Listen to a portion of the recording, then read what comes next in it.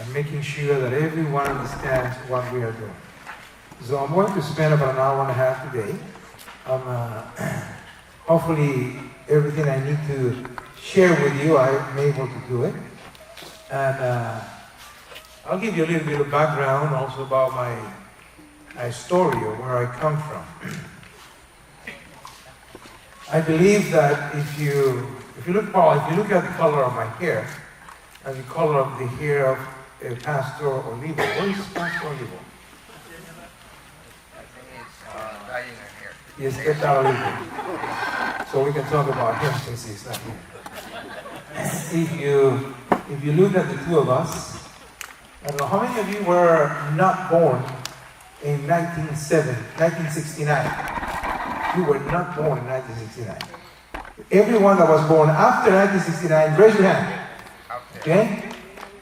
Okay. Some of you were not even born then. In 1969 and 1970, Pastor Olivo and myself, he 1 or 2 years ahead of me, we were getting tested in the mud, crossing a river with a rope. That was our initiation with medical Cadet Corp many years ago. Yeah, that's an army. It doesn't Marine. Hoorah! I served with the Marines, and those are one of the most interesting people. I love them. And the medical cadets' origin, as maybe you heard that this morning, came out from actually between the First and Second World War, when many, especially Adventists, ended up in prison for not serving or not refusing to carry arms in the military. That's the main reason. The church first, in the 1920s, began an organization. And that organization was called the War Commission. That's the origins of the medical cadets and the Adventist Church and military service. And we will be talking about that to give you some perspective. And actually last year, Elder Ted Wilson, my boss, asked me to have a conference, a world conference on Adventist and military service. And we did that. We had leaders from the church from all over the world flying into Silver Springs, Maryland. Here he is. Trying to find out why is this doing this. And we had a conference on that.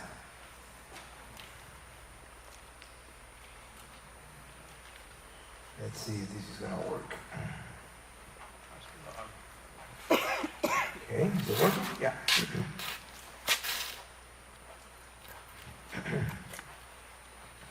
After the War Commission began to work trying to make sure that Adventists don't end up in prison, because as an Adventist, whatever denomination or whatever country we are, we support our country. We believe that God instituted the presidents and the government. So we support. We want to be good citizens. But many ended up in prison. And after that, the name was changed. We felt that as a Seventh-day Adventist, we are not a warring organization. So a War Commission didn't sound very good.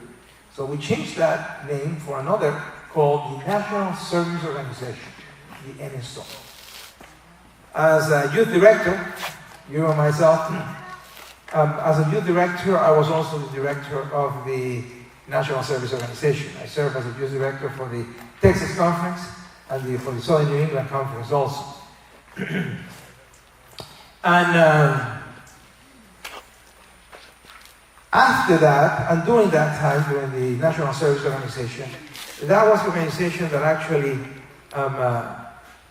kind of oversaw the Medical Cadet Corps. Now, one of the challenges we had is that at the different levels of the church, the youth department at one point decided, well, we don't know if we want to keep on giving oversight over that program. That's not our area. But the thing is that most of the Seventh-day Adventists at the time that were joining the military were were drafted into the military was the age that the youth department covers. So after the war and after the draft, medical cadets that existed all over the world, there were medical cadets in the Philippines, there were, some of you may remember that, medical cadets in Argentina, medical cadets everywhere in the world. After the war, then the medical cadets began to fade away. We had some challenges. I'm not going to lie to you about the challenges we had.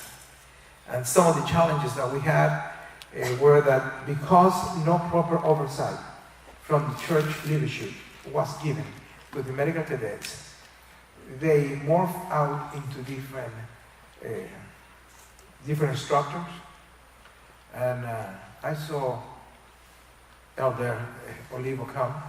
Elder Olivo can tell you the story why they disappeared in the Dominican Republic. I didn't know that until you told me that story.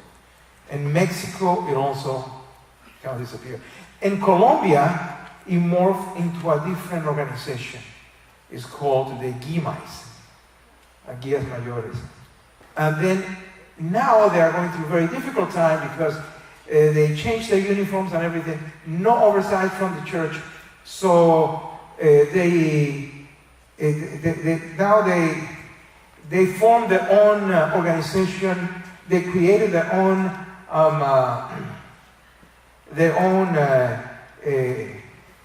legal entity with a name that includes Adventist, and they really cannot do that.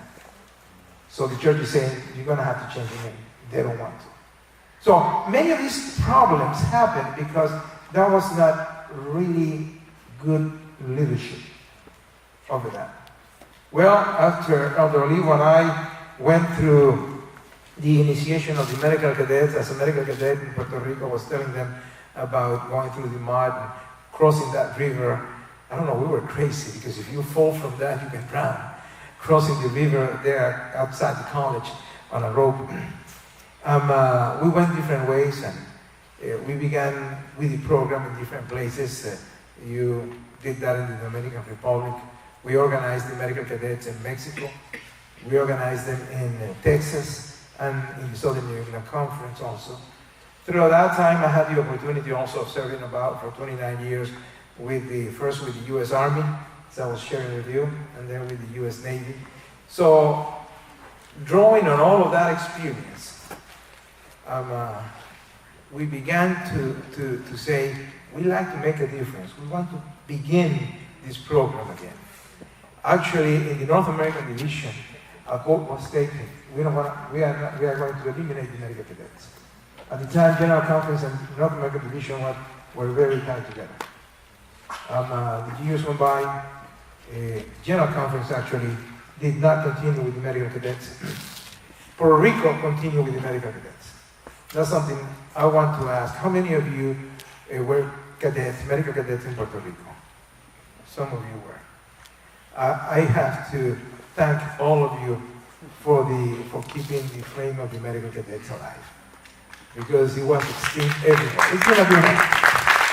It was extinct everywhere, and it was kept alive in Puerto Rico. When I became the youth director for the Texas Conference, we began that program back here in the States, then in Massachusetts.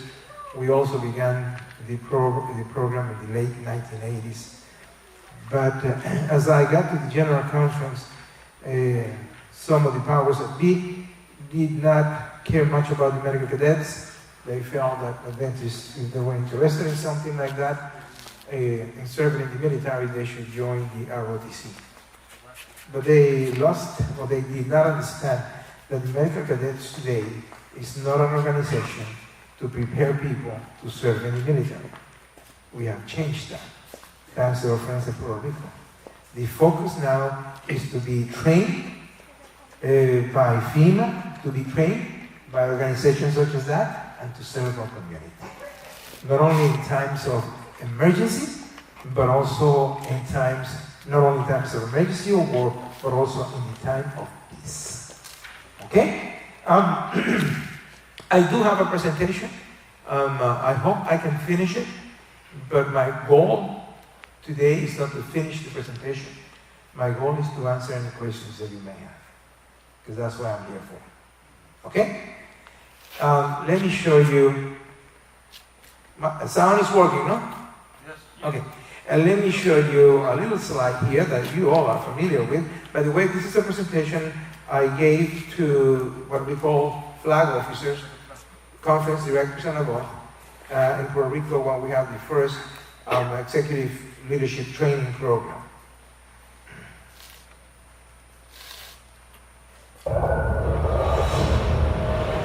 What the hell is your delay, Captain? We're waiting, sir. Waiting for what? Private dust. Many, especially Seventh-day Adventists. As I said, as I began, we are not training people to join the military. We are not training people to serve in the community. We do keep that paramilitary organization, structures, ranks, discipline, and all of that, because we know that, as we say in the Navy and the military, when the balloon goes up, anyone that can breathe is a target for the military to recruit.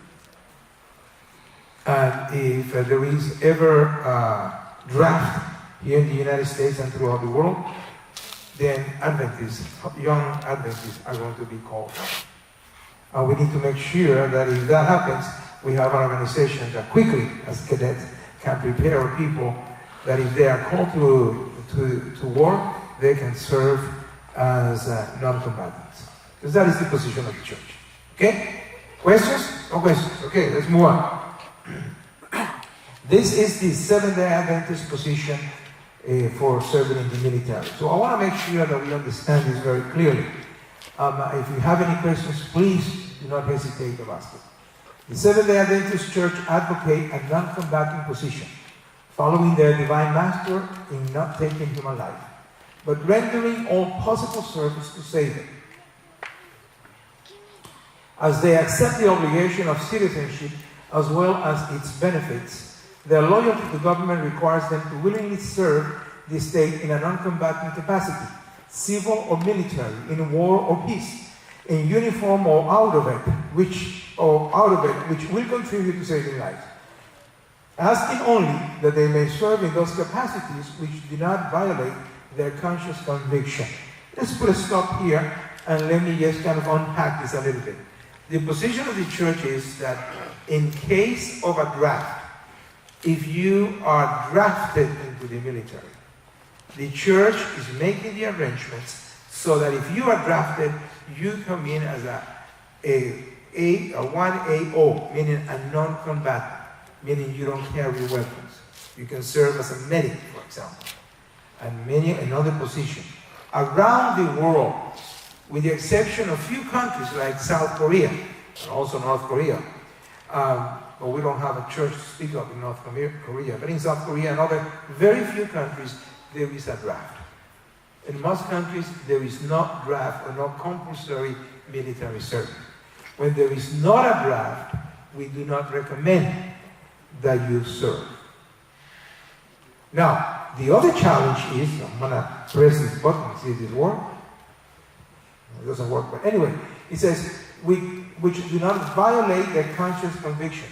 They may be Seventh-day Adventists that say, I do not want in any shape or form join the military. So if that's the case, we respect that and we support you too. Now, you all have to keep in mind that if you do take a position, whether it's a non-combatant or against any type of service, the government is going to be looking at you very closely to make sure that you believe what it says. In Korea, for example, many or a good number of Adventists, young people are saying, I will not be drafted, I will not go into the military. Or I will, if you draft me, I don't want to carry a weapon. You know what the government is doing? They're checking your social profile and see if you have been playing war games online. If you have, you don't have a leg to stand on. So you have to be very careful that what you say what you say is what you do also. Okay? So let's move on into the next part. This statement, this is very important too, is not a rigid position binding church members, but give guidance, leaving the individual member free to assess the situation for himself. The General Conference and Elder Wilson authorized $200,000 for me to have that conference. And people, as I said, from all over the world flew in to Silver Springs, Maryland last year. And the main purpose was for people to understand this. Because we have challenges around the world. In that, in some places of the world, if a person that we don't recommend that you join voluntarily the armed forces, but if a person joins the military, immediately they are kicked out of the church. That's not the position of the church. Okay? So let's move on. This statement is not a rigid position binding church members, but gives guidance, leaving the individual member free to assess the situation for himself or herself. Remember, this position was written many years ago and may not be very inclusive as the realities of today. It was written actually in 1972, and it was an affirmation of a position that the church had in 1952. So it's nothing new. It's older than some of you here today. Okay? Any questions concerning this? Well, I move on to the new MCCs. No questions? No, sir. If you do, please speak now or forever hold your peace. Now, I want to move on into the new MCCs. This is a voted action of the General Conference. We have 2 Bibles in the Adventist Church. They both are black books. One is the Bible, and the Bible comes to us from time immemorial. We all know, very familiar with it. The second Bible that we have, we call it the Working Policy of the Seventh-day Adventist Church. It's also a black book. And the Working Policy of the Church is, as I said, a black book of official policies of the church, voted official policies of the church. It exists officially at 2 levels. General Conference, and then every division is free to modify it to a certain extent to fit their context. And all the unions and conferences are supposed to be governed by that policies of the General Conference. And this policy is called FA. It's the Adventist Chaplaincy Ministry Departmental Policies. Under that policy, we have an FA 4505. And it says the World National Service is an integral element of Adventist Chaplaincy Ministry. And it is the official military relation office of the Seventh-day Adventist Church. And he goes on and says, obtains official recognition for non-combatants, alternate service for those who are conscientious objectors opposed to all war, and provide leadership to the Medical Cadet Corp. This was established about 3 years ago. So this here re-established the new Medical Cadets. Okay? The philosophy of the Medical Cadet is a little long, but we're going to read it together here. Young and old cadets and leaders are trained and equipped to serve God, the community, to provide aid during natural disasters or accidents recognized by local and national governments. And I do have to say that I was so pleased with the presentation that was given today by the gentleman who had to take a call. And he said it several times. He said, I want the medical cadets to come and join me. He has opened the doors for you here in Florida. That is wonderful. We do want that cooperation. We don't want medical cadets being lone rangers, going into a disaster saying, I am a medical cadet, so you got to do what I said. No, I want you to work together with the government institutions already. They are waiting for you. Not only they are waiting for you, they are inviting you to come and work with them. But of course, you have to be trained. And if they train you, they are going to use you also. Okay? And that is what is very important. The paramilitary training that we give, the exercises. Now, I'm too old for exercises now, but they don't make my parts anymore. but I would try to join also. But it is important that we are all trained, are fit, are uniform, and ready to work and operate. Where military service is mandatory, which is not the case here, this training is recommended non-combatant training. In all other countries, it is recommended as an alternative to military service. Let's stop here for a minute. In most countries of the world, they have what they call alternative to military service. For example, Russia is a country that if you don't want to serve in the military, then you can join an alternative to military service. It's a program that the government has. You don't have to carry weapons. There is, in many cases, not even a uniform. And it's a good alternative to military service. Again, you don't have to carry weapons. What do you think about that? Would that be good for you, Seventh-day Adventists? What do you think? What kind of positions would that be? Mechanics, engineers, what? Yeah, mechanics, engineers. They can work in government offices as secretaries. Some of us will say, not a problem. Well, not really. Why? What problems can that present for you? Huh? Tisara. Exactly. Because they don't make room for Sabbath service. So when you join them, that's why we as an Adventist have developed an alternative. We call it the National Service Corps. I'm not going to talk about that today. But it's an alternative with our uniform. We have given some guidance. Again, when we are working from the General Conference, many of the stuff that we give out have to make sure that it's general enough for people to adapt it to their own needs and purposes. So we have given some general ideas in reference to that. Okay? So that's one of the challenges when we talk about alternative to military service. Now, it is important, and that comes to you out there, it is important to negotiate with government alternative to military service in times of peace before a draft is activated by the government. This is the responsibility of the division. So you as a good director of a conference, together with the union and with the division, you need to be working.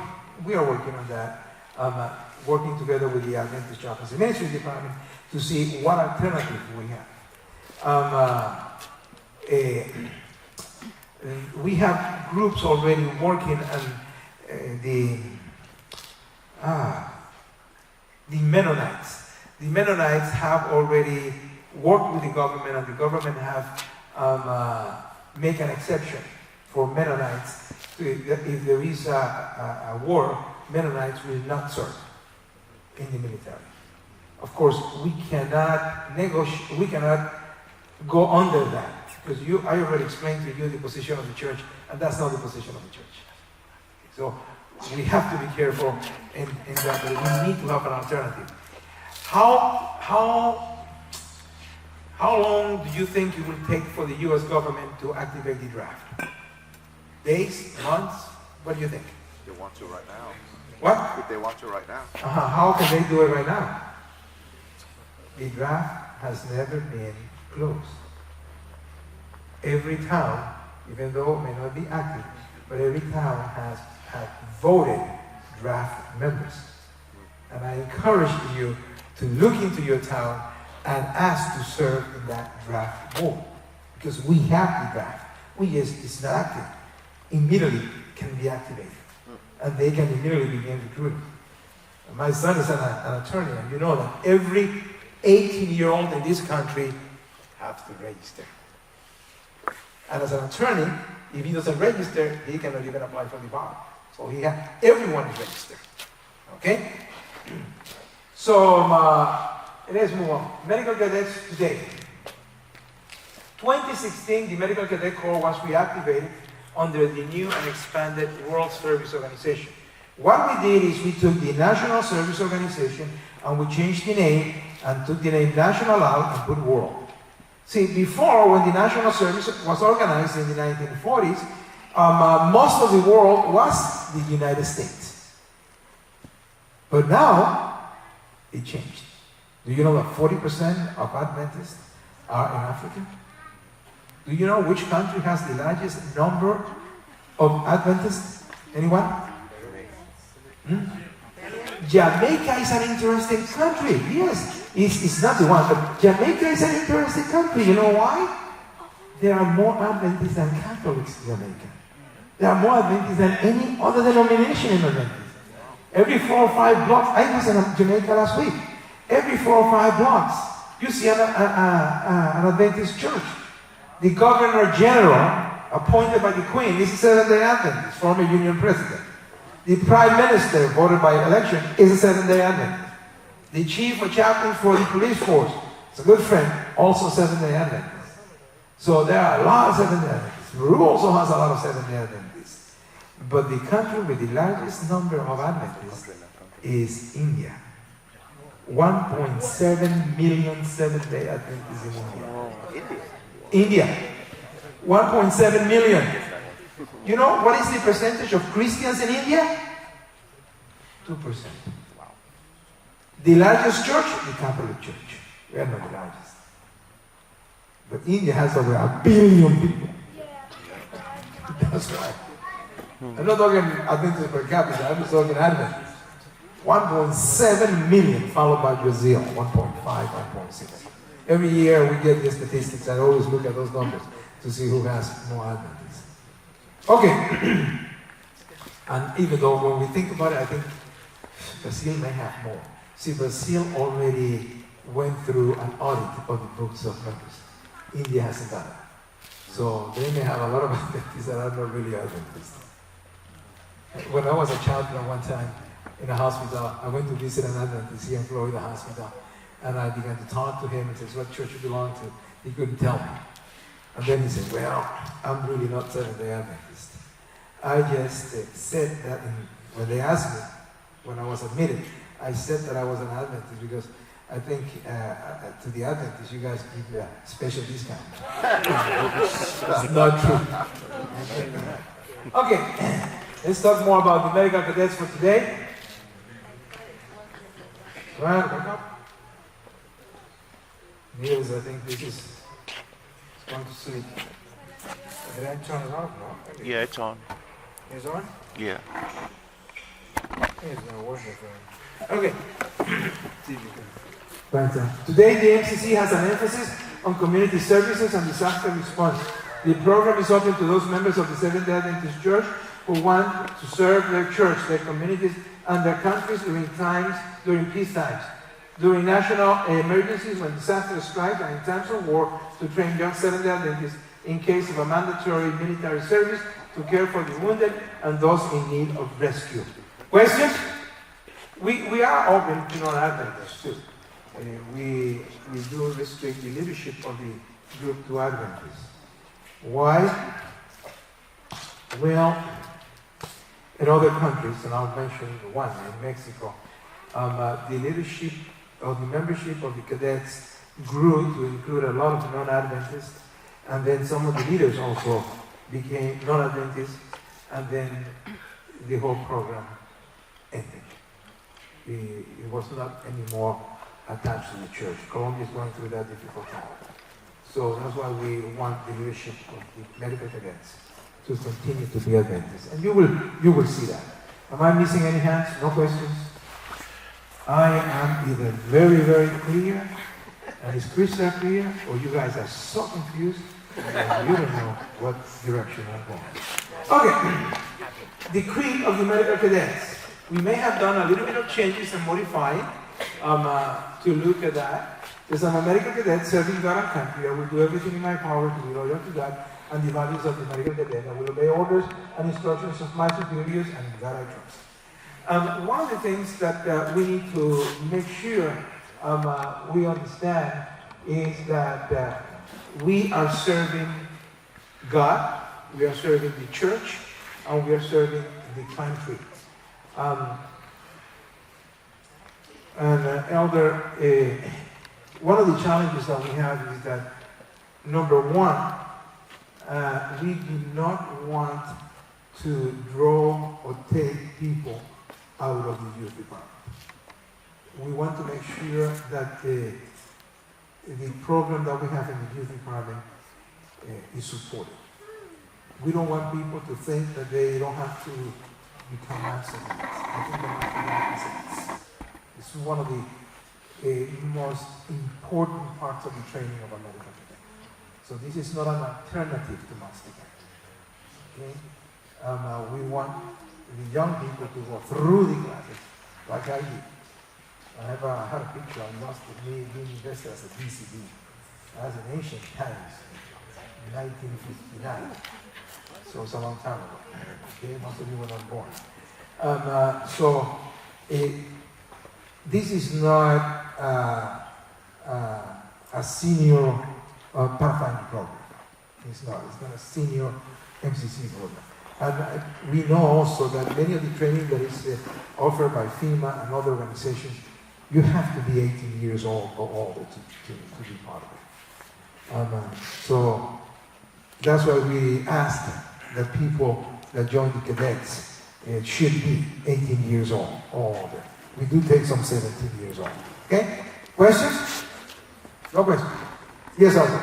Is each conference able to decide the minimum age for starting MCC? We always recommend you guys decide how you want to do it. I have received a lot of pressure to lower that, but you can decide. Again, you are the one that run the program. I don't know how many of you know the structure of the church, but I'll explain that to you. Conference. The conference is where the rubber meets the road. That's where you work with the people. The next level is what? The union. That's where they unite everybody together. The next level is what? They divide everybody there. And then when we get to the general conference, we are so general that we don't know what's going on. So yes, please help us. You need to decide that is your prerogative there. And all of the instructions that we have recommendations, but you can say, well, that is not going to work for me. This is what I think is going to work for me. So it is fine. Okay? So that's the creed. Values. Loyalty is very important. The basis for all disciplines. And let me just also explain something. Many years ago, when I was in the Southern New England Conference in the 1980s, we developed a manual there.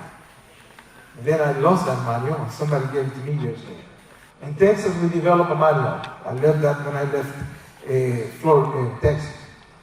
Then, when I came to the General Conference, I discovered a manual in English that was translated from the Spanish, from the Puerto Rico manual. Translated from Spanish to English. English, the translation was not very good. Then I discovered that English manual that was translated from the Spanish manual, that Spanish manual was a manual that was translated from the English into Spanish and back into English. So we had to take the manual, we took that manual from Puerto Rico and took the other manual from here, from the States, because we didn't have the original manual. If you go to the original MCC manual, it's not a manual like the manual that we developed in the youth department. It was very general and really didn't have a lot. I do have that original manual also. So we took all of these manuals and then we came up with one based on our history. We did have about 5 years ago a meeting in Washington where we invited everyone involved in MCCs. They gave input, and from that input and the combined experience throughout the year, we have a new manual. It's available in the internet. I'll talk to you a little bit about that, and I'm going to review a few parts from that manual too. So this is one of the things that we talked about. Loyalty, the basis for all disciplines, loyalty to God, country, group, and principles. Loyalty gives us a sense of responsibility, obedience, and courtesy that is integral to every member.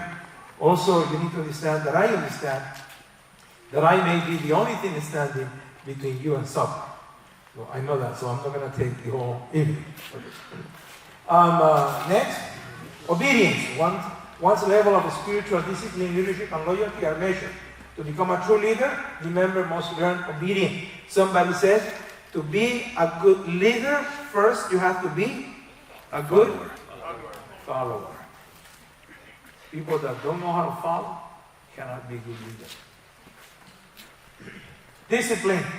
One must be profound loyalty. One must have profound loyalty.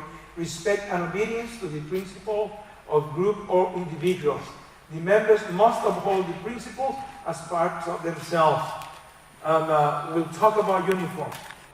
Uniform. What is the meaning of the word uniform? Discipline.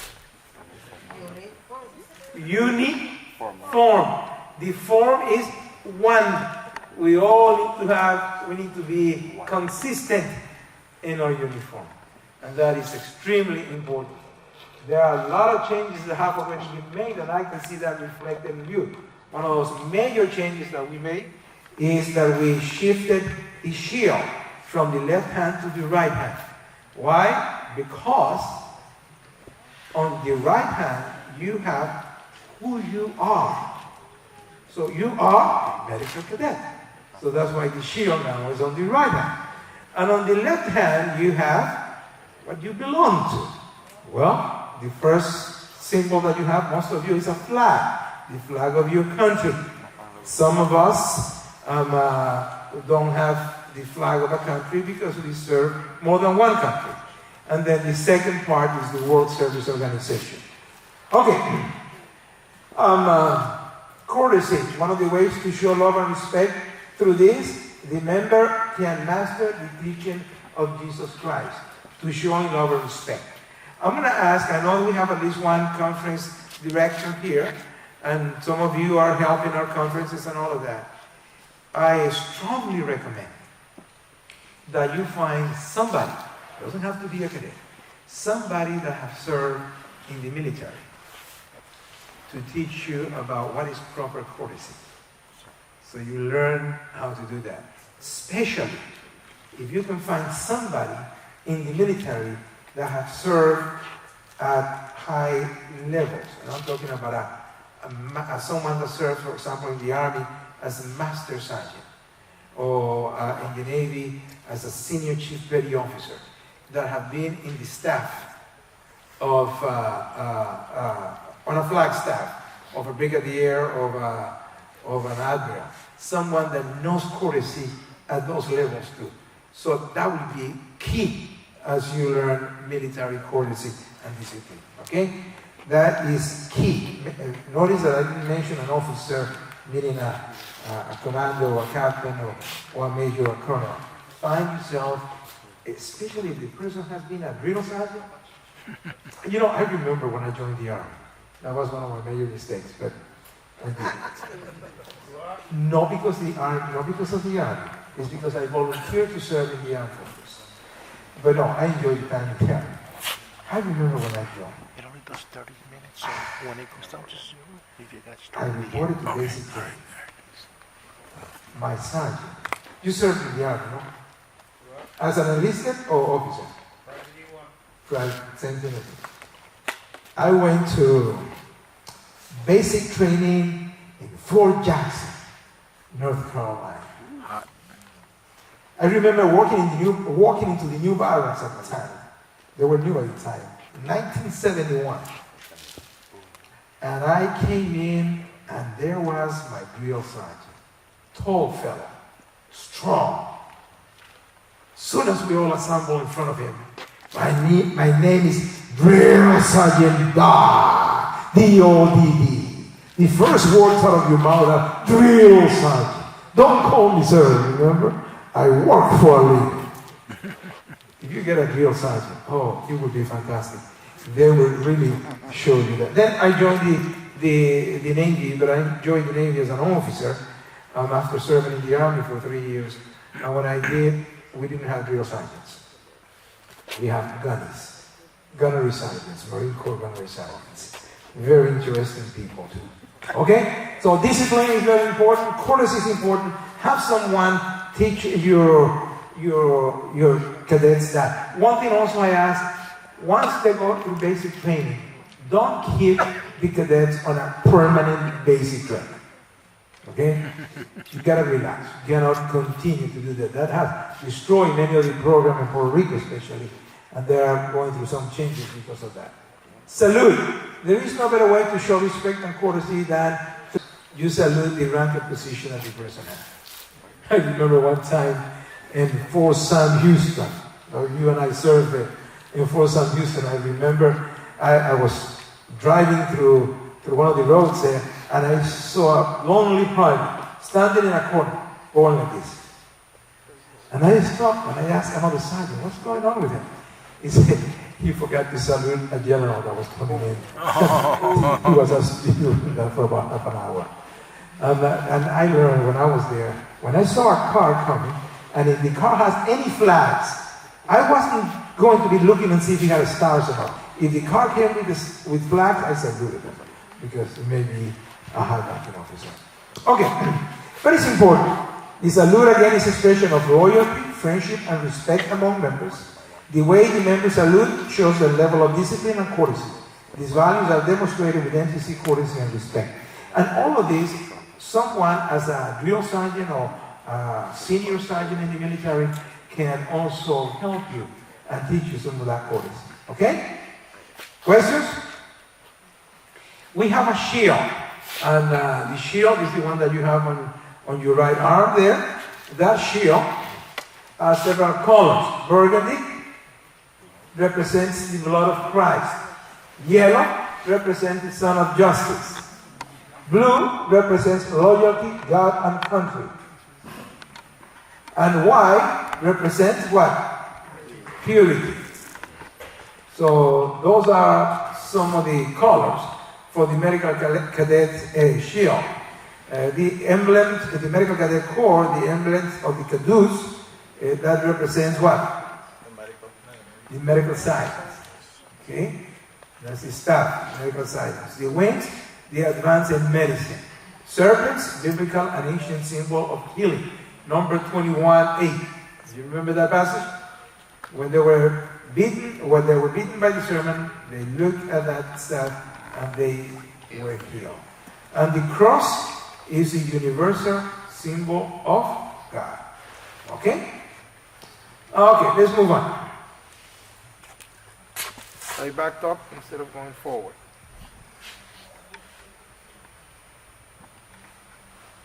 This is working, it's just that sometimes the computer has to think. Questions? Concerns? Comments? I have this in a drive that I will make sure everyone sees, okay? Okay, let's move into the MCC structure. The MCC insignia identifies the various ranks, also utilized by other organizations. Getting into things that are very critical and very delicate. One of the challenges that we have had, and one of the infightings and problems that we have had in the past, is because of the rank structure. That has created lots of problems. Lots of problems. Okay? We are working really hard in fixing that.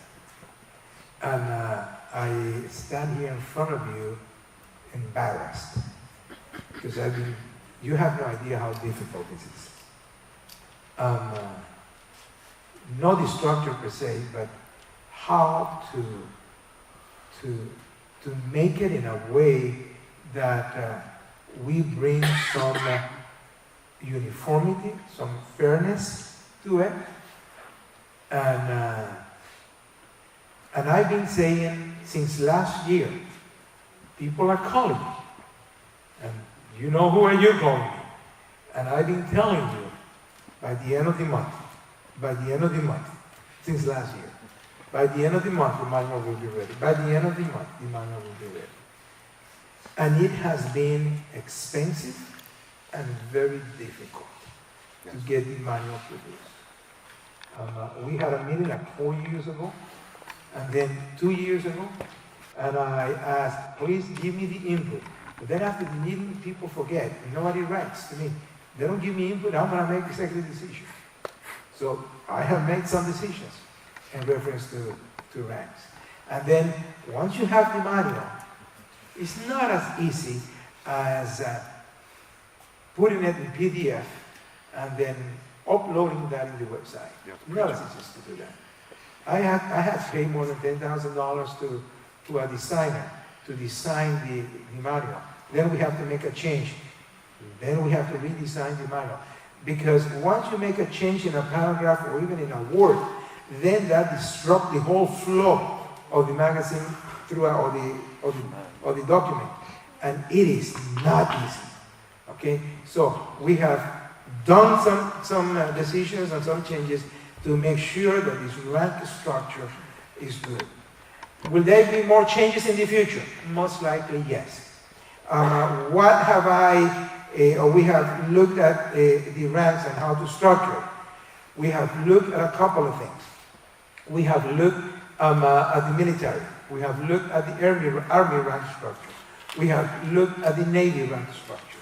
I will tell you this, and I will emphasize it at the end too. Yes, we have looked at those structures. At the same time, we have to be careful that we do not do things that will bring embarrassment to you and to the organization also. But because we need to be certain that we do not are in any way, shape, or form using rank insignia devices that we will be accused of impersonating military officers. We don't want that. So we have made some suggestions and some colors, and there is some leeway for you to work with that. But what I don't want is, what I want to make sure that we avoid is that you have a uniform or a rank or something, and somebody's going to come up to you, and as we say in the Navy, it's an old salty, or in the Army we have a different version, a gun-ho sergeant, and comes up to you and says, "You're impersonating a military officer." That is something, I have fought with the Pathfinders, and I still have a bone to pick with my friends at the General Conference, because if you walk into the General Conference, you will have in the second floor, if you've seen it, the Pathfinder uniform. And I have told Beralta, you got to change that. Because it's a Pathfinder uniform, it's actually an Army uniform. How do I know that? Even though the Army doesn't use the Army green anymore, the buttons are the Army seal. Yes. You're not supposed to do that. What I did when I was a field director is I took those buttons out, and I put a button with the PO Pathfinder. Actually, it's the PO police officer. But who knows? It's Pathfinder. Okay? So, again, today, hopefully, if we don't finish today, tomorrow, we're going to be talking in detail about the ranks. But we need to make sure that we use it in a very responsible way, that we are not accused. You will see that, for example, one of the changes we made was from the green uniform into the blue uniform. This is actually a police uniform.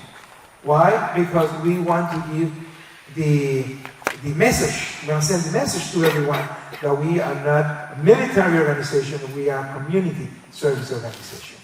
And if you look closely at my buttons, they don't even have the P of Pathfinder. They have it's a medical, is the button that is used by the Star of Life, thank you. That is the button that is used by the police, by the EMS. Is the EMS Star of Life. Okay? You notice that, huh? You were watching my uniform, making sure that I'm in line. Thank you. Yes, it's the EMS button. Okay? It's the Star of Life. Thank you. So we made some changes. Some of you are using that blue uniform. Puerto Rico uses, it is allowed to be used. I personally don't use that uniform because I serve the world. And there are some police forces and some military forces that use the uniform in other countries. So are you allowed to use it? Yes. You're right. You're fine. No problem. I will not use it very often. I do have one. I will show tomorrow a uniform that we are recommending. Again, it is not even a heavy recommendation. I use that because I want to make sure that I'm not accused of using a military uniform that is very distinctive. The military that you will see, the uniform that you will see me tomorrow, yes, it is used in the Navy. But it is something that is not restricted to the Navy or the Armed Forces. Okay? A uniform. This helps officers and cadets use and manage them accordingly. Each rank has a role in the organization. This allows for the organization of the people in an effective way. In this way, the instructions reach the whole group, both simultaneously and precisely. What else can I say about uniforms? Again, uniforms have to be uniform. Okay? So we'll talk a little bit about that tomorrow. And I already see that you may have to do some changes. The purpose of organization, rank and uniform, is to create team. Not only team, but teamwork to work together. I always mention this because I am a grandfather, and I'm very proud of my grandson. And teamwork. Yesterday, because I flew in a little early, yesterday I took my son and grandson in my car. We were going to take him to school. And he is 5 years old. Do you know that anything a person has to learn between 1 and 3? 5 years old. He's in the back playing a video game with his father. And 5 years old, using language that, he's talking, he's playing a game, and I don't know exactly what they're playing, but he says, Daddy, I will win. I made it. And he said, Daddy, the important thing, he's a 5-year-old. The important thing is that we have a good strategy. Strategy. But then what I want to mention is that my son is helping him, and they both are playing with my son's telephone, and then my son says, Evan, what is also important is that we did it together. Teamwork. At that age, he's already teaching them about teamwork. And that is why uniform is so important. Teamwork. Okay? Discipline. To operate in a stressful environment and to familiarize the individuals with rigors, customs, and practice of military life. This training is useful if the cadet is drafted into the military as a non-combatant. Okay? Now, even though we don't have a draft, there will be some of your young people that will decide, against their advice, to join the military. So hopefully the training that they receive as a cadet will help their life easier when they join the military. It helped me when I joined the military also. Okay? Questions, comments? Being drafted as a non-combatant should exclude the individual from carrying weapons, but not from military discipline and customs. If you are not drafted and you join the military today, do you have to carry weapons? Yes. Do you have to train with weapons? Yes. Yes. Did I train with weapons? Yes, I did.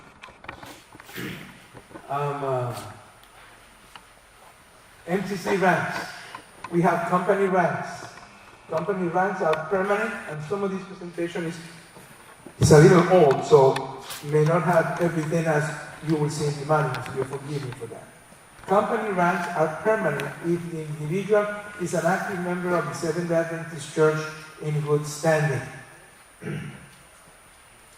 Officers rank. Officers rank are elected, appointed by church directors at different levels of the ecclesiastical structure in accordance to the rank. The officers are experienced church leaders, pastors, and lay members. They hold the rank for as long as they are appointed and are in active service. Pastors will hold the rank as long as they possess a current credential from the church, are employed or retired, and are in good standing. Why do I say that? Well, as we move on into the ranks tomorrow, you'll see the ranks that usually pastors get. And there will be a difference, and you will see that, hopefully we'll do it today, not tomorrow, into a regular officer and also a staff officer. There is a difference between the two. Okay, staff officers are those that are given a rank because of their license or credential. Doctors, nurses, pastors. The command officers are those that get that because the conference recommended them to carry a certain rank. Something else that I'd like to say here that I will emphasize tomorrow is this. As I was saying earlier, it has been very difficult. I always say the manual is going to be ready by the end of the month. Manual is ready now. But I gave my staff 30 days last week I said, you got 30 days to have a good working way for cadets to register. We do have a registration and a site that you can register and that you can upload. You're going to have to be patient with us because if you upload stuff and it doesn't go, please let us know. Also, hopefully, by the end of the month, again, here I am, I will have a better way. And I've been working with this for about 3 years, and I still don't have it. That makes me very frustrated. So I gave 30 days. If you don't do it in 30 days, I'm going to contract somebody from outside the company to do that.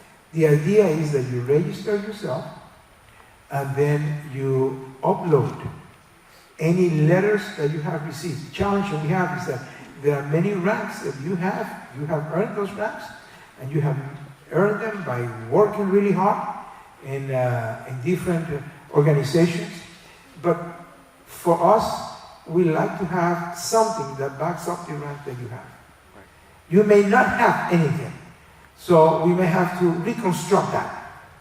Who gave you that rank and when? Let's talk to that person. That person says, yes, I did, write something for me. We'll honor that, okay? That's some of the challenges that we have. All of you, I have seen some of you with ranks.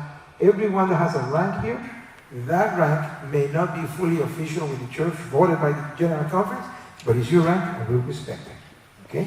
It's yours, and we're gonna make sure that we make that official. Because as you can see by my white hair, I don't have a long time to go. One of these days, I asked Elder Wilson that I wanted to retire this year, and he said, don't, give me a couple more years. But when I retire, I want to leave a website with your name and your rank. So if anybody questions you after that, you can say, here is my certificate, here is my ID card, and if you call the General Conference, they have a database over there with my name and my rank registered there, so no one can question that. Okay? But again, be a little patient with me. When that database is fully functional, hopefully in 30 days, then you will be asked to please re-register. We will try to move you there. Okay? At the present time, one of my challenges is that I hardly have any emails.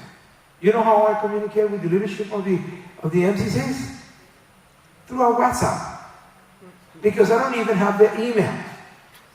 So hopefully this will change soon. Okay. Senior flag officers ranks. Senior or flag officer ranks are elected directors of the church, ecclesiastic organizations, and our pastors, conference, union, division, and general conference, ACM, NSOW, so department directors, who are assigned to command the MCCs. These ranks are not given because of experience in MCCs. It's not even given because of a training that the person received to become a flag officer. It's given because the conference in constituency elected that person to serve, usually as a youth director, because at the conference level we don't have a lot of ACM directors. Usually as a youth director or an ACM director, and as long as the person is holding that position with those credentials, they hold that rank. But the moment they are voted out of office or they move on, they lose the rank. The rest of the cadets, you don't lose the rank. And it's not beholden to a constituency meeting elected. If the conference appointed you to the position and you are not employed by the conference, that doesn't give you that rank. Okay? Why did we do that? We did that because we have lost too many medical cadet programs. And we want to make sure that the church takes ownership on the program and supports the program. Okay? A conference youth director or ACM director can say, I want this person that is a lay person to lead. Fine. but that person cannot carry the flag or the rank of a flag officer. That will be another rank that will talk to the conference and negotiate that, or the union and negotiate that. Okay? And you will see who has the authority to give the different ranks. And we are tying that as close as we can to the conference people, the conference leadership. Okay? Uniforms. We recommend the General Conference uniform serve as a guide. Yeah. Division and unions will work with the General Conference MCC leadership to receive variances that will fit local customs and practice. Uniforms need to give, I'm going to talk about that, so before I move into it, is that if you have a program in the conference and the union has nothing, then you default to the division. If the division has nothing, then you default to the General Conference. That's the way we are working today. Okay? At the present time, Elder Olivo is giving leadership to the division. He may be there for some time, or he may not. But he is doing a magnificent job, and I really thank you, Elder Olivo, for what you have done. Because you are out of the territory and you are leading the division. Not only is he leading the division, he has gone to outside the division, the Inter-American division, to help us with the programs there. Gives the appearance of an organization that serves the community in saving lives. It's very important, my friends. We'll repeat it again, that all of us wearing any kind of uniform will be uniform. Okay? It's important that our uniform gives a message that we're serving the community. Okay? We don't want to be confused with the National Guard or with the SWAT team. We need to be very careful on that.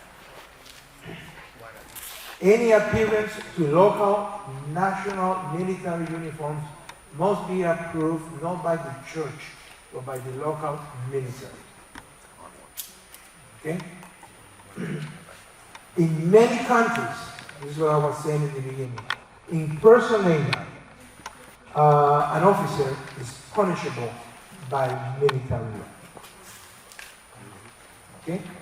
So that is why you will see some of the changes that we made to make sure. Another thing that has happened is this.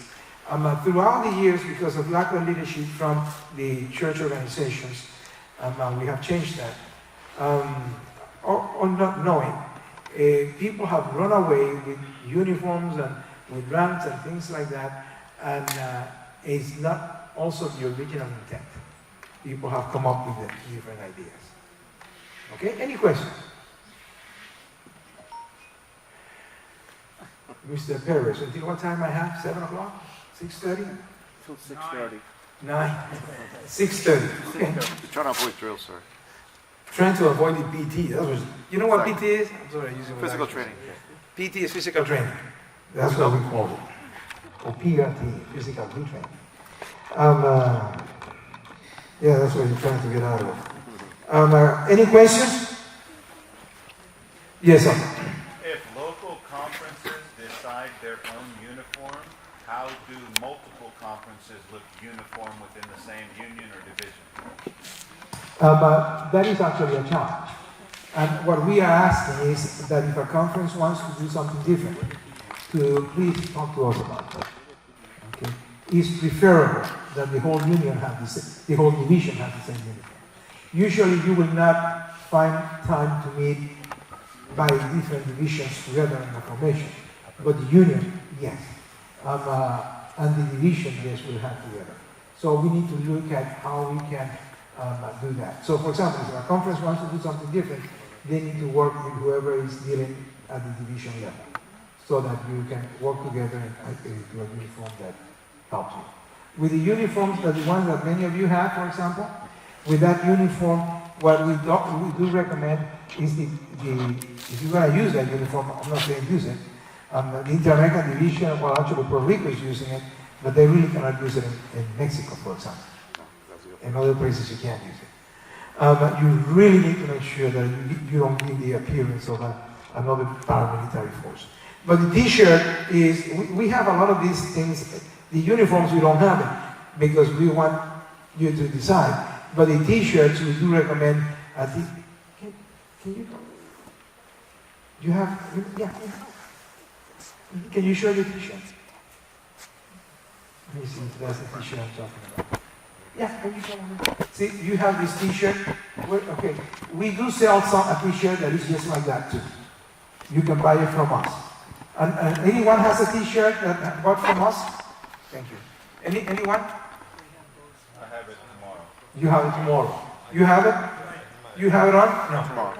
Okay. Yeah, we'll sell that too. But the conferences, you have the option to say we're gonna come up with our T-shirt. If you come up with a T-shirt or shirt, something in Spanish, do not use the Spanish abbreviation of Cadet Médicos Adventistas. Okay, thank you very much. What? ¿Por qué? Cadetes Médicos Adventistas is CMA. Those of you that know Spanish, We know what it is. CMA. Oh, CMA, I don't have that you many beat yourself. The problem is that the cadets did that a lot in Puerto Rico, people were making fun of them. So don't use that one. that's Puerto Rico. Yes, Typical. Version of the shirt, long sleeve as well, and everything. especially for people that are living in the Northeast. We only sell the short sleeve. We cannot carry a large inventory, but you guys can do that in your area. We do recommend that talk to us about it. Dina Bartel is one of my assistants, and we can give you the name of the color, so to have it very uniform. So you have the same color, okay? That way you can put the name of your conference like you have in the back. That is very good, okay? I'm going to put my head down here to look at the other presentation I have, and if you have any questions when I raise my head, you can ask me about it.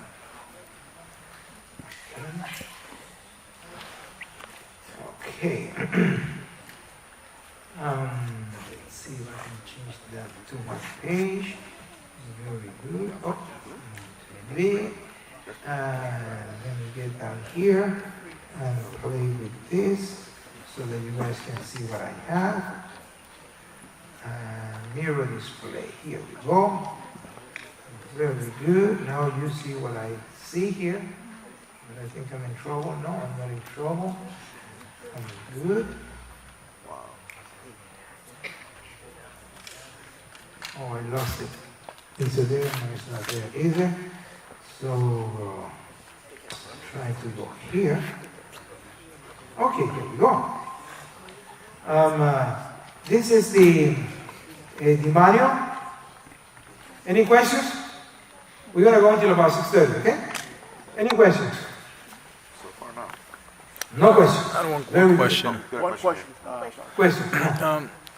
I'm just wondering if that's a WHO flag that you have, and if so, is the cadets under the World Health Organization? No, the flag that I have is the United Nations. United Nations? It's Oh, the okay. United Nations flag. So the medical cadets are under the United And Nations? you have the flag. You should have the flag of your country. Basically, it's the Okay. United States. That's where you are. Oh, But because my service goes beyond the United States, I use that's something that we encourage.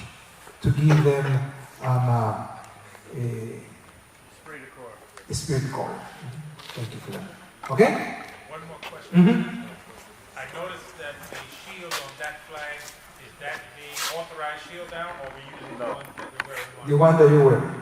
That's the old one. That's the one. Yeah, I just have it for this. I do have to say, Perez, thank you for doing things like that, because then it gives me a lot of, To think. how can I say, a lot of an excuse to jump on my staff and says, look what Perez is doing. We haven't done it yet. What are you waiting for? Oh, they are not using the real shield. Yeah, but it's better than what we have. That is nothing now. So yeah, we're working on And that. I see the pictures on the general conference Mhm. of the walls, and we're there now, so that's awesome. Yeah, yeah. What happens is that I tell you a little inside story. At the general conference, the offices I don't know how many of you, if you are not Adventist, the General Conference is like for the Catholics, the Vatican. When I mention Elder Wilson, it's all Pope. Okay. So in our offices, all the departments, I have, they redo our offices finally, and then they left a wall empty. So I asked a company to design something for the wall. It's not cheap, it's $8,000 that it cost me. I cannot, I have a budget, but for an $8,000 expense, I need to ask treasury. So I asked my treasurer I said, listen, I have this money in this account, can I use it? So she said, sure, you can use it. Then when I went to send the bill before we authorized the installation, the under treasurer said, no, because you're spending too much money. Okay. So I left the wall unpainted, empty, and a little thing there says, coming soon, and the picture is right. Then the treasurer, there's a good friend, stopped by and says, Mario, what's up with this? I said, You're the treasurer. you are the treasurer, but you're on the treasurer and didn't approve it. I have the money, but they said you can't use it. I said, oh, okay, I'm sorry about that. Then the next day, I got an email from the under treasurer. You can go ahead and authorize you. And then the treasurer has an email and says, you make sure you tell the under treasurer and thank him about it because he made the decision. I know better. Well, anyways, that wall is fantastic because now at the General Conference, there is a whole wall, and in that wall, there are 4 seals. One of those seals is the Medical Cadet seal. Yes. So now, at the highest office of the Seventh-day Adventist Church, there is a seal that says Medical Cadet. It's going to be very hard for them now to try to stop that great work that you guys are doing. So thank you. Now, I'm just going to go very briefly through this. As you can see, we lowered that to 16 on the E1, just because it's to allow people to come in. But then when you go to E2, and hopefully that is within 6 months. When you go to E2, let's see if this works. When you go to E2, then we went up to 17, but E3 and above, then you have to be 18 years old. Okay? Community services training is important. We want to make sure that you have already completed all of the Pathfinder hours. So, Elder, we're going to send you some people there to work that you guys can train them right. Okay? Denominational history, spirit prophecy. Those are classes that you can learn in the Pathfinder too. I don't know if you have a new curriculum now. I'm so old. I'm so old that when I talk about youth, I talk about AY, Adventist youth. Then after that was AJY. No, actually, no AY. No, MB. MB. That's all people like me. MB, that was missionary volunteer. And then after that came the JMB. Okay? Okay. E4. When you become E4, let me go back here. Okay. Company ranks. NCO and the purpose of NCO and above will be non-commissioned officers, will be active members of the Seventh-day Adventist Church in good standing. Yes, we make exceptions. When MCC requires official Class A and B uniform will be worn. Ranks are always worn on the collar as a collar device in the uniform that you have. In that uniform, you should have the ranks on both sides. Yes? There is some confusion in what we call the Class A, Class B, Class C uniforms. I guess Okay. for Pathfinders and also the military. What do you call a Class A? Class A is the one I have. Right. Class B is the one I have without the jacket. Okay. Class C is the one you have. Okay. You feel. Okay? What we would like to do is that the Class B reflects Class A.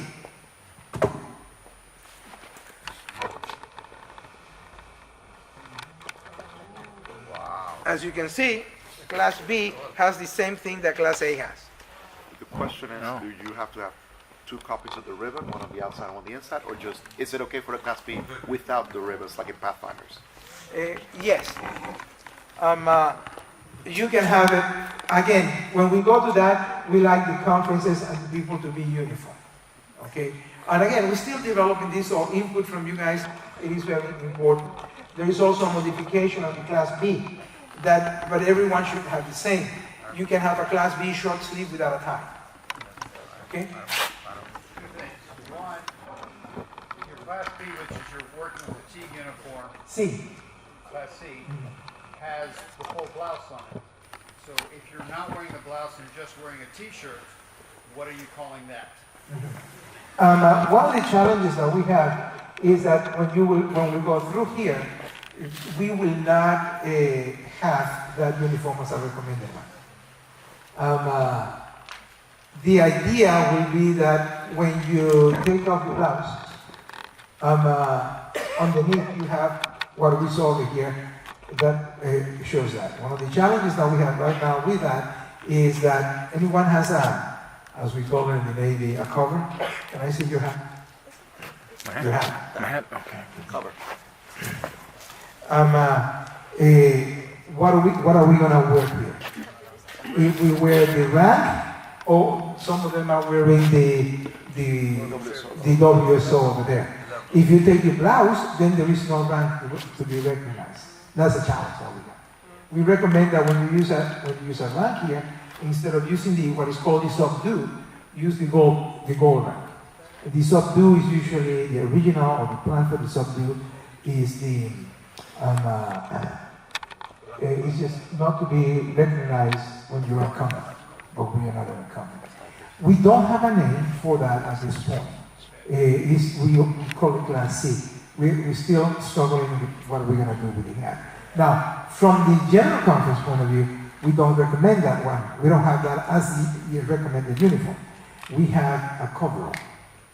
So the coverall, you don't take a blouse. Again, the challenge with the blue that you have is good here in the United States and Puerto Rico, but outside here, it presents a problem. Second question. What about a polo shirt uniform? You have no role for a polo shirt, because that is a very common disaster response for warm climate. Yes, what we are asking as a uniform to be working with organizations such as yours is that you use either black or even a blue jean, and then the t-shirt like she used for most people. For officers, we do have a polo shirt. But again, once you have a polo shirt without the uniform, that's to work with you, then the problem is, what do we do with the ranks? Where do we wear the ranks? Because in the polo shirt, normally, you don't have a rank on the polo shirt. So those are the things that we're thinking to us, okay, what are we going to do with this? So at this point, there's no solution. There is no solution at this point. We do have the polo shirt for the officers, and the other t-shirt. We have tried as much as we can not to enforce that, but just make that a suggestion.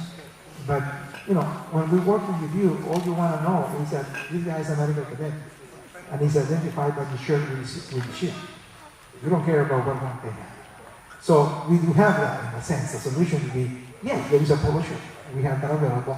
You can go into the store at the WSO, the World Service Organization.org, and you can buy them there. You can buy the polo shirt as well as you can buy the t-shirt. Are you going to articulate those in your manual? Because you see your Yes. guidance says one thing, but, and that's the question. Yeah. Yeah, we will. Okay, good, thank you. Any other questions? Let's move on. At this time, again, as you pointed out, we don't have it here articulated. The ranks we're talking about Class A and Class A and B. Class C, that will be something that will come, as you can see below here. And the Class C is the one that you have. The one that we are recommending is a coverall that you don't take the top. You always have it with you. And you will see tomorrow mine with your back. So you don't have to worry about that. Now, when you are not using uniform, that's an alternative. that we're letting people, okay, if you don't want to use the uniform, you can use a t-shirt and the polo shirt, it's fine. You can do that if you want. Okay? Again, let me see. Another thing that is important here is that it says on the support commission officers will wear the rank on the right color. In the military, you always say the rank is always right. So the rank is on the right color on the staff officers. And on the left will be the medical cadets or the cross if you are chaplain. But only for the commission officers. That doesn't count for the warrant officers. Warrant officers, we don't have the staff per se officers in the warrant officer staff. Okay? And then the following is a recommended rank nomenclature. It can be modified but approved, must be obtained by the General Conference. Okay?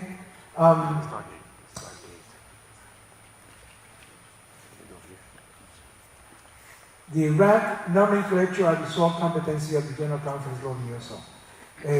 Again, similar to the Pathfinders, what we have from the General Conference, from the Pathfinder applies to the whole Pathfinder organization. The ranks, cadet ranks, the ranks are granted by the local company.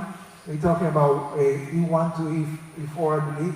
These ranks are granted by the local company and approved and recorded by the conference. If there is no leadership at the conference, or the conference is not doing that, it defaults to the union don't do that, it defaults to the division, defaults to the general conference.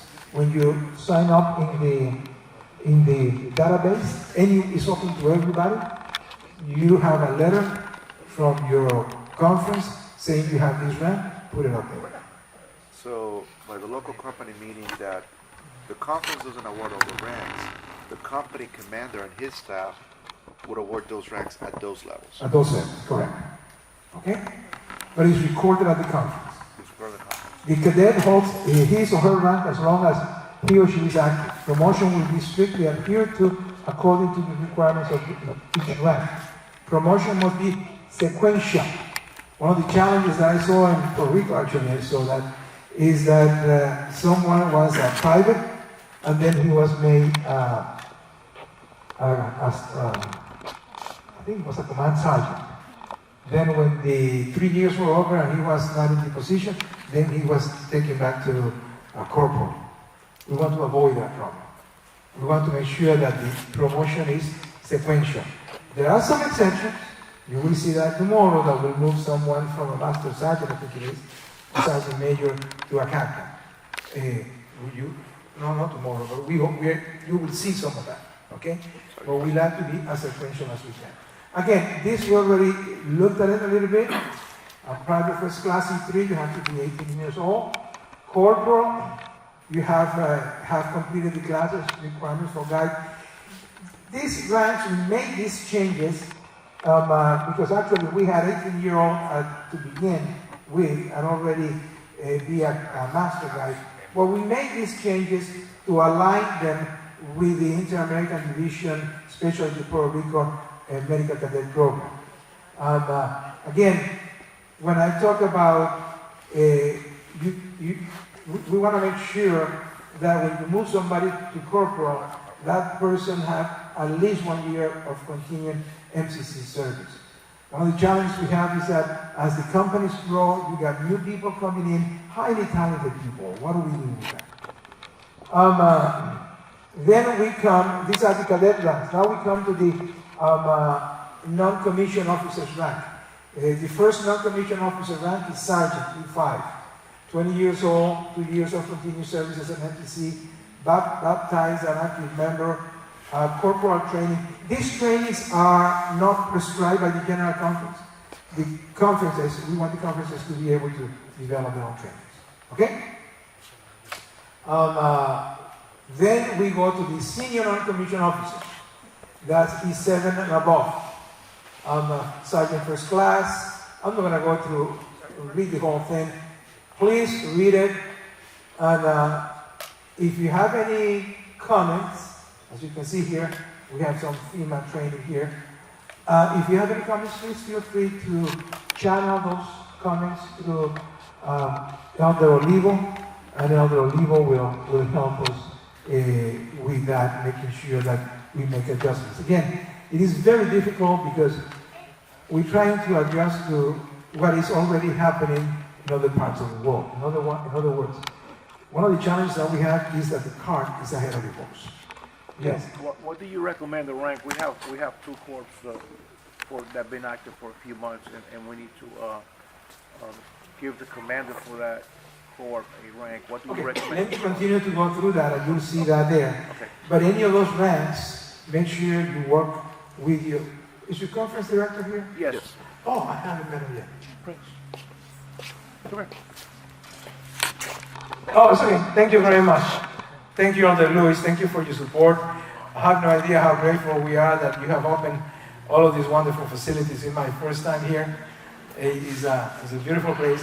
I did get lost because my GPS took me to make a turn over there by the fence. So I was going into the woods there.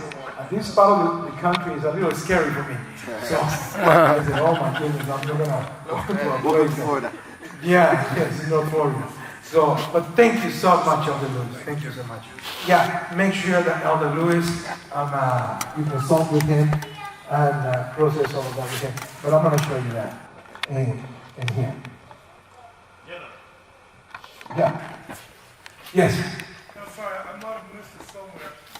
But before you could go up to the rank of corporal, being a non-Seventh-day Adventist, I noticed now there's a change. That corporal, you have to be an active member of the Seventh-day Adventist Church. What is the maximum rank a non-Adventist can reach? Before corporal. You can work with the conference if you want to make an exception for a person. But the challenge that we have is that once a person that is not imbued or buy into or is loyal to the Seventh-day Adventist Church goes in rank, they take the program outside the purview of the church. And that's the problem that we have. We had that problem in Mexico. That's why we lost the problem in Mexico. And we want to make sure that we don't do that again. Okay? Yeah, I see some requirements are also Pathfinder, like Master Guide. We have a lot of people that come that never been a Pathfinder, and they're past the age of being a Pathfinder. What do we do in that case? I recommend strongly that you work with the conference and that person goes and finishes Master Guide. I have to tell you that when I finished my Master Guide, I finished my Master Guide in South America. I came here to the United States. When I was in college, my youth director, Elder Chuck Case, Charles Case, I don't know if you remember. Chuck Case, he said, Mario, it's good that you finished your Master Guide. I was in college. I was 27 years old, 30 years old. But he's never been a Pathfinder. I know. You see, you can still do it. You don't have to go through the whole everything. Okay. Yes, and he says, you already went through the whole thing. I want you to do Master Guide again. I did it again. It will be easy. The thing with going through Master Guide is that you learn a lot of good leadership from the church. You are imbued with the philosophy of the church. And most of you already know the doctrines of the church and the history of the church. But those are honors that would be good for you to have. And it would be nice if you... I'm more proud of myself now. Mm-hmm. Okay? So, going to the Master Guide program, you don't have to become a friend, companion. You know, when I was in it, we had friend, it was not complicated. Friend, companion, and explorer. That was it. Now we have 2 more ranks after that. 4 more. We have after explorer, we have Voyager. Guide. Pioneer. Navigator. That's a new one. That's Florida Conference. Yeah. Pioneer, Navigator, Navigator. and then Master Guide. And then Master Guide. I came to Master Guide. When I became a Master Guide, that was right after they changed the name to Master Guide. You know that? You know what was the name of Master Guide before? I have 2 Master Comrades in my church. Master Comrade. Yeah, they had the badge. One of them had badge, Master Comrade. Okay, very good. Now let's move on. I want to make sure that I give most of the... Again, if you go to the website, you can download this. Please, you that are leaders, please read it carefully. There may be a little language difficult to understand. Talk to me. I'll try to call you back. And you know that I always do. What is this? Yes, that. No, he called me. I call him back every time. Okay?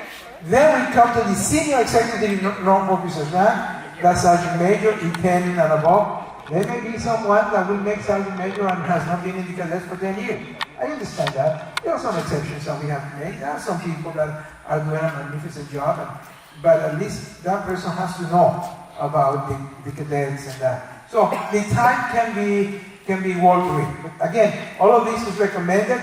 Work with your conference youth director to make any exceptions and changes to that. And when you come to these ranks, we do want to be involved from the general conference. Why? It's very simple.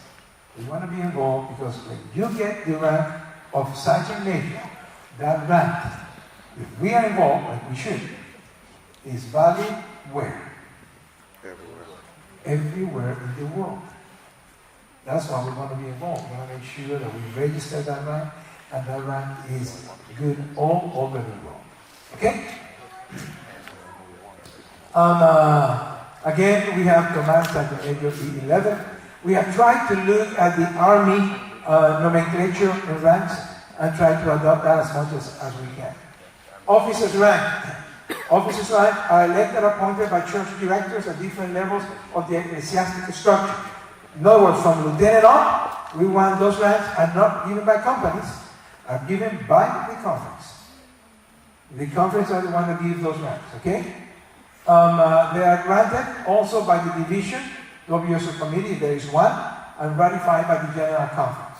But we want the directors to offer those ranks. Let me see what else we call.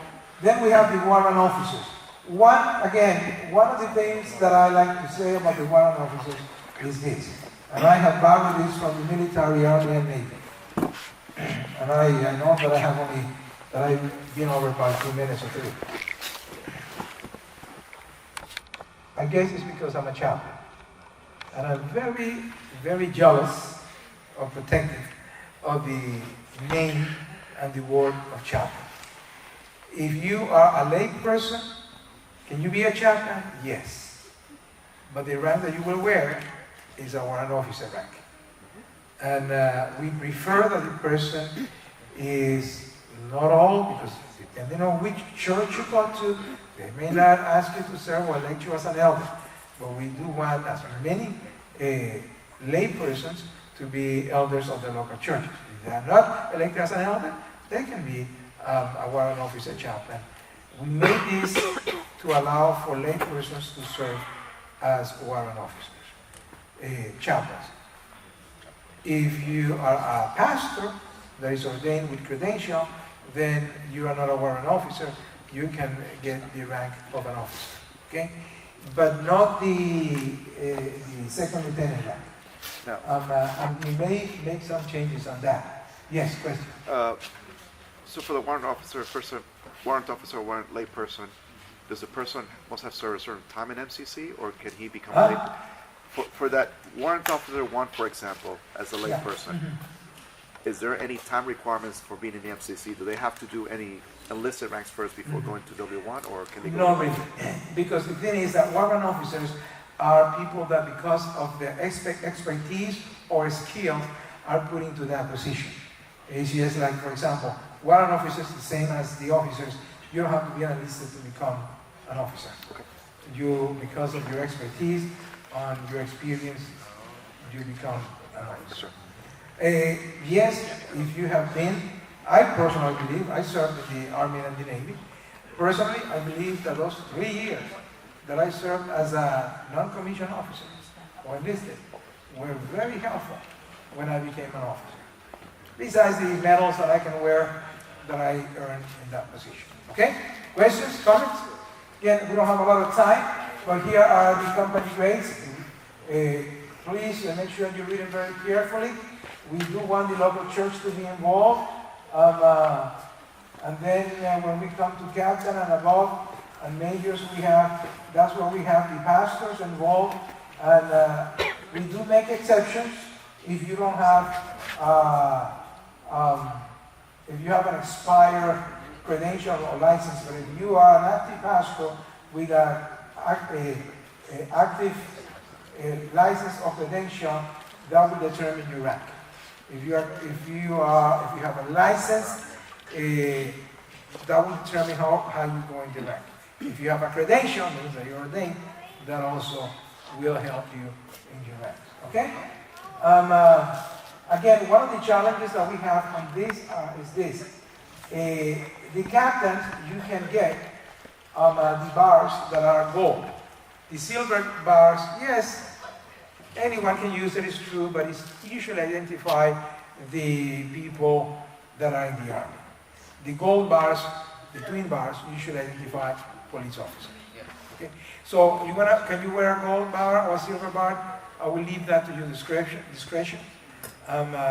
We recommend whenever they make this change, they forget to change the color to gold. So that's what you see as silver. Of course, we couldn't get away with using the lieutenant commander. The lieutenant commander is in the Navy. Lieutenant colonel in the Army with silver one because it's just silver. The major is gold. The lieutenant colonel is silver. Okay? So we still kept that in that color. Then, well, it's up to you if you want to use a silver eagle or if you want a gold eagle. We recommend the gold eagle because, again, it's not military, but it's fine with us if you want to use that. It's not very uniform, but we're trying to please everybody. Sometimes that is very short. Okay? Then we come to the senior flag officers. That is conference, union, division.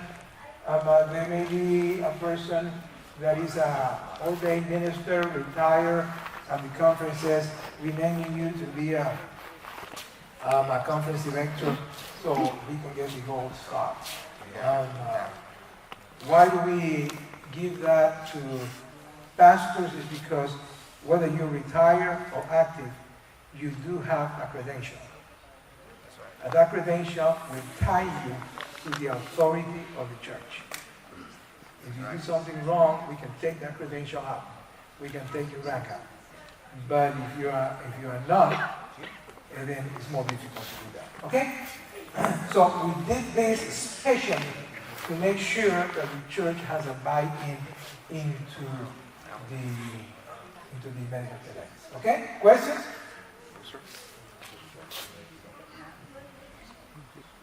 Clear? Yes, sir. Clear as mud? Or clear as? Okay. Okay. Uniforms. Class A, blue jackets and pants, white shirt. And you see, we have the pictures, but I didn't want to have my picture there, so I took it out. Yeah, the pictures had my picture. I took it out. I told them to obscure my face, and it looked like it was decapitated. So I said, no. Okay? I don't have the official belt. The belt should be a web belt. And for ladies, we also sell that at the Cadet conference.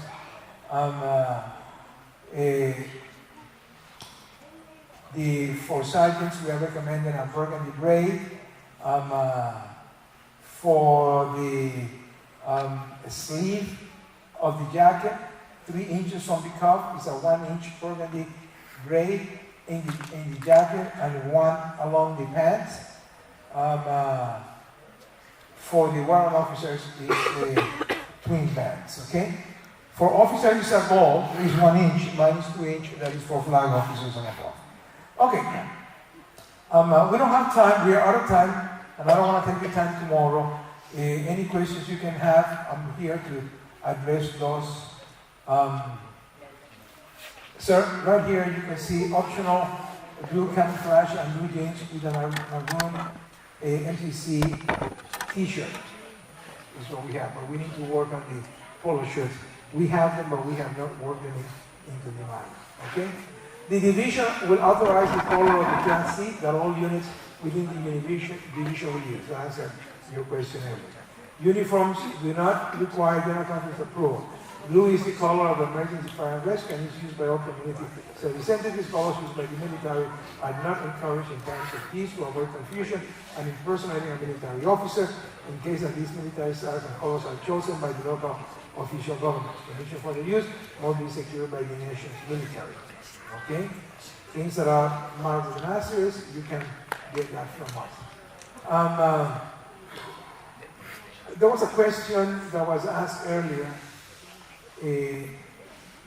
We follow the ribbons from that actually Puerto Rico was the one instrumental in giving us this.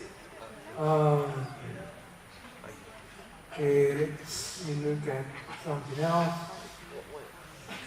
Okay, I'm gonna go back to the top when I finish this section here. What happened here? Okay. Yeah. As you were going by the ribbons, I noticed that some of them look a little different It is different. Different from what? than the ones we had originally that we had before. So that means that we got to replace the ones we had already? Actually, the ribbons that we have here, we got them all from Puerto Rico. If you look at my ribbons, They're the same, they just look different. some of those ribbons are Pathfinder ribbons, Yes, sir. but I have some ribbons here that I cannot even remember what it was for. Because I got those ribbons when I was at the conference. We decided these ribbons. And we were doing those things, and I have to change all mine, but we were doing those things because there was no leadership from the general conference. Now we have come up with a guide. So what I do recommend is that within the conference, you look at ribbons that will match the service that you were given before. Okay. We're still debating about the Pathfinder ribbons, whether we're going to keep them or not. Because some of those ribbons you obtain while you were working in the church. Some people say, no, we don't want to keep those ribbons. So that the ones that we have here are the official ones. Those I don't think are going to change. I do recommend that you look at them, and if you have a ribbon that is different, you change that to this ribbon. I do recommend to all the Prince and Paris that all of you cadets, once they talk to you and they tell you, they talk to you, this is the ribbon that I should.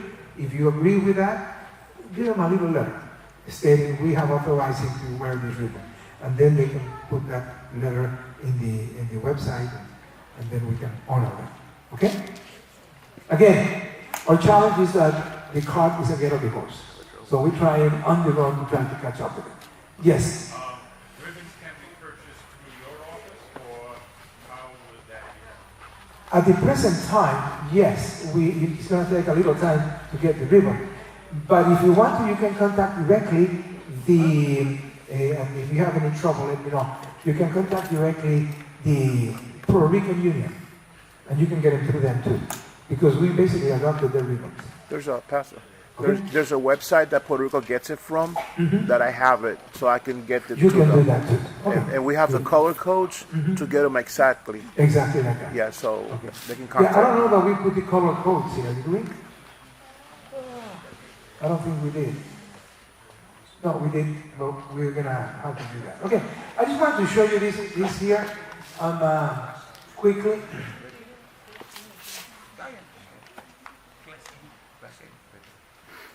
We have worked really hard with this one here.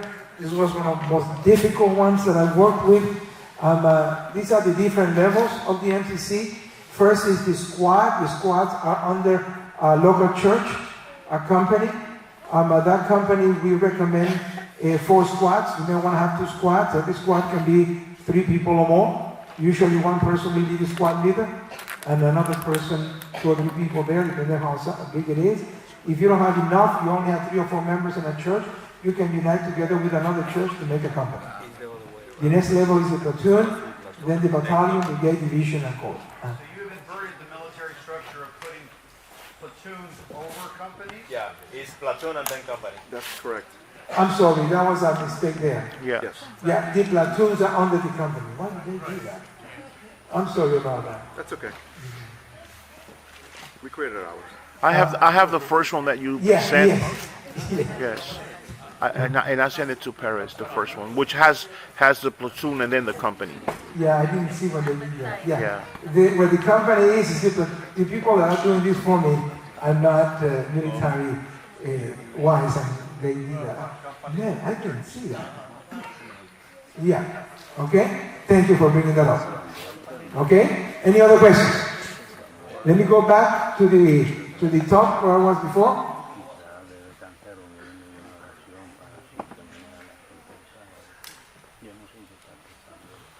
Okay. esta pera porque hay que ver que conectar la computadora Okay. otra vez.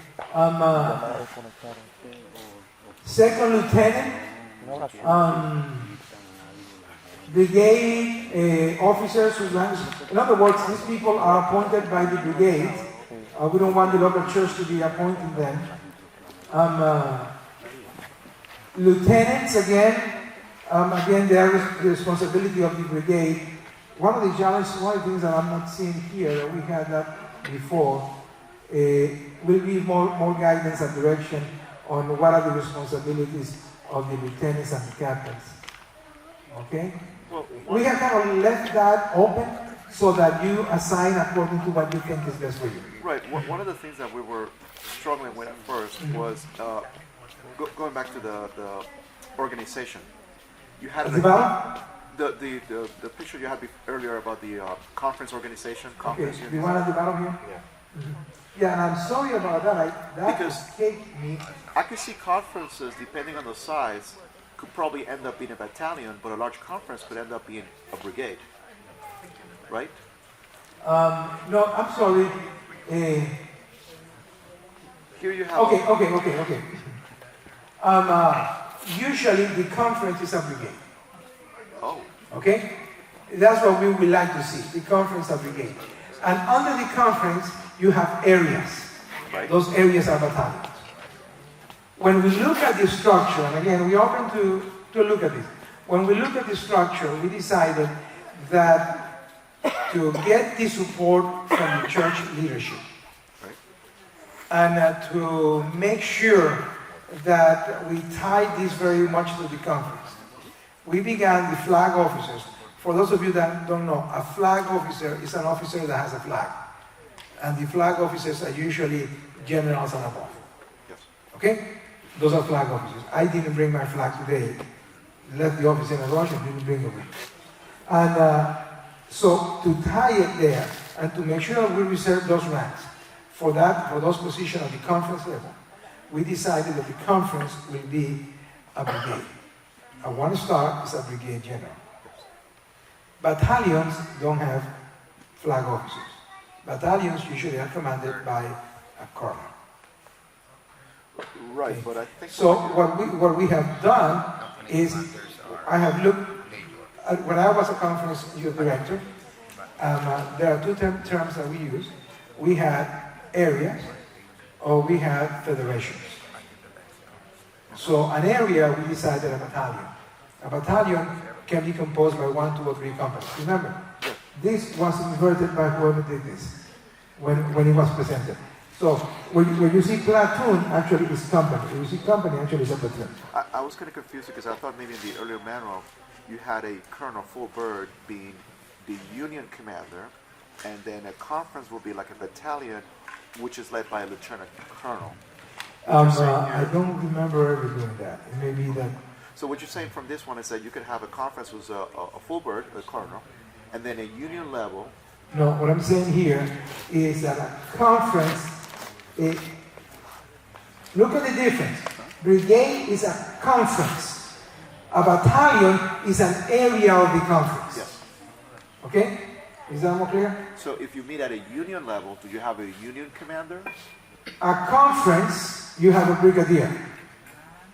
A union, you have a 2-star. Okay. Or leader. The division is a 3-star. Okay. Okay? Is that clear? Yeah. We struggle with this because of the church terminology. And this is what you see it here. That's when you get into trouble. When we began to work about this. A conference, we call it a brigade. That's what you have a brigadier. A division, we call it a unit. That's a 2-star. And then the Corp, the 3-star is a lieutenant general. Division is a 2-star. So, because of the church terminology, division, we put a unit. On the right is the division terminology. On the left is the military terminology. Thank you. Okay? So again, with the exception of the platoon, On the left, a brigade, church we call it conference. Next, in the military terminology, we call it a division. But in the church terminology, it's a unit. And then the next level, we call it the Corp. But in the church terminology, it's a division.